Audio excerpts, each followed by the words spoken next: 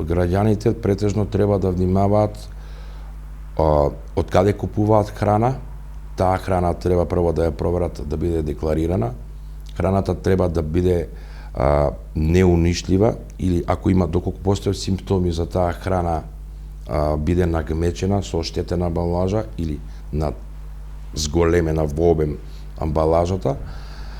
Треба да внимаваат на хигиенската пракса во самиот објект, од каде ја купуваат, со зголемувањето сега на температурите во летниот период.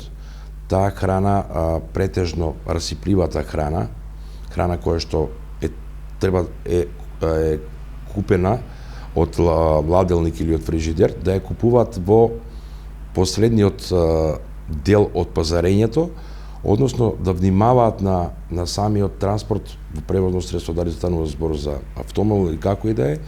Исто така и да се внимава и на самата храна. Во однос на приготвувањето, самата храна треба да биде, кога станува збор за одредени салати, неколку пати треба во самото приготвување да биде добро измиена и во приготвувањето исто така да се води хигиената во самото приготвување, неколку пати треба и раците да бидат измиени.